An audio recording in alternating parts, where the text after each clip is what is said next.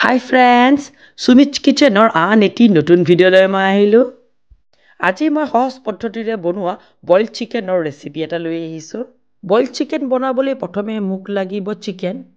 ইয়াতে মই local chicken লৈছোঁ। লগতে লাগিব কাটি লোৱা বিলাহী, ইয়াতে মই 2টা বিলাহী লৈছোঁ। খুন্দি লোৱা আদা নহৰু, খুন্দি লোৱা জালুক, কাটি লোৱা 2টা পিঁয়াজ, 1টা আলু কাটি লৈছোঁ, কেঁচা জলকীয়া 4টামান খুন্দি লৈছোঁ আৰু অকণমান ভোট জলকীয়া আচাৰ লৈছোঁ। প্ৰথমে মই গেছটো অন কৰি ইয়াতে প্ৰেছাৰ কুকাৰ এটা বহাই ল'লোঁ। ইয়াতে মই 1 চামুচমান মিঠাতেল দিছোঁ। যদিও এই ৰেচিপিটোত তেল নালাগে তথাপি মই অকণমান পিঁয়াজখিনি ভাজিবৰ কাৰণে তেলখিনি দিছোঁ। এতিয়া মই পিঁয়াজখিনি দি দিলোঁ।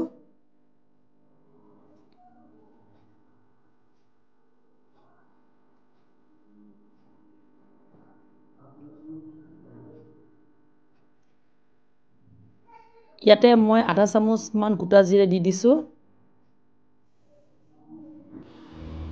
এইখিনি অকণমান লৰাই দিছোঁ।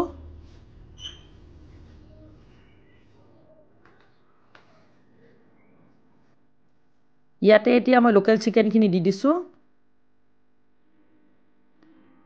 অকণমান লৰাই ল'লোঁ।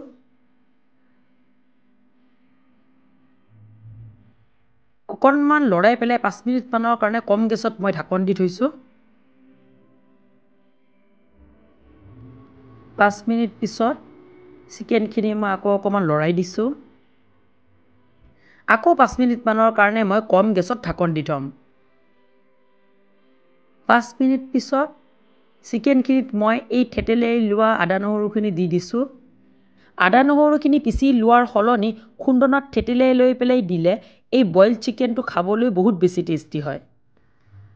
চিকেনখিনি ভালকৈ লৰাই পেলাই আৰু 5 মিনিটমানৰ কাৰণে মই কম গেছত ঢাকন দি থ'ম। 5 মিনিটমানৰ পিছত ইয়াতে মই কাটি লোৱা আলুখিনি দি দিছোঁ। লগতে কাটি ৰখা বিলাহীখিনিও মই ইয়াতে দি দিছোঁ। খুন্দি লোৱা জালুক 1 চামুচমান মই ইয়াতে দি দিছোঁ। পিচি লোৱা কেঁচা জলকীয়াখিনিও মই ইয়াতে দি দিছোঁ। জ্বলাটো আপোনালোকে কম বেছি কৰিব পাৰে। কাটি লোৱা ধনিয়া পাতখিনিও মই ইয়াতে দি দিছোঁ। লগতে ইয়াতে মই অকণমান ভোট জলকীয়াৰ আচাৰ দিছোঁ। ভোট জলকীয়াটো মোৰ তাত নাছিল বাবে মই ইয়াতে আচাৰ ব্যৱহাৰ কৰিছোঁ। আপোনালোকে ভোট জলকীয়াটোৱেই দিব। এই আটাইখিনি মই ভালকৈ লৰাই দিছোঁ। লগতে ইয়াতে মই 1 চামুচমান নিমখ দিছোঁ। নিমখটো আপোনালোকে নিজৰ সোৱাদ অনুযায়ী দিব। এইখিনি ভালকৈ লৰাই দিছোঁ। 1 চামুচমান জলকীয়া গুড়িও দি দিছোঁ।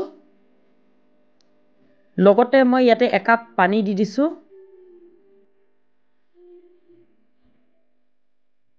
এইখিনি লৰাই দি মই প্ৰেছাৰৰ ঢাকনাটো বন্ধ কৰি দিছোঁ আৰু 5টামান চিটি অহাৰ পিছত গেছটো অফ কৰি দিম। 5টা চিটি দিয়াৰ পিছত বইল চিকেনখিনি মই এনেকৈ বাতিত উলিয়াই ল'লোঁ। খুব কম সময়ৰ ভিতৰত বনোৱা মোৰ এই বইল চিকেন ৰেডি হৈ গ'ল। গৰম ভাতৰ লগত বা ৰুটিৰ লগত এই বইল চিকেনৰ জুতি কিন্তু বহুত বেছি সোৱাদ লগা হয়।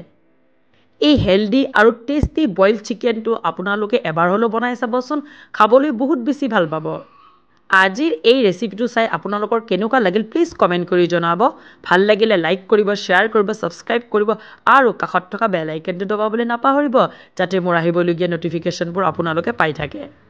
আকৌ লগ পাম আন এটা নতুন ৰেচিপিৰ সৈতে। তেতিয়ালৈকে বাই বাই।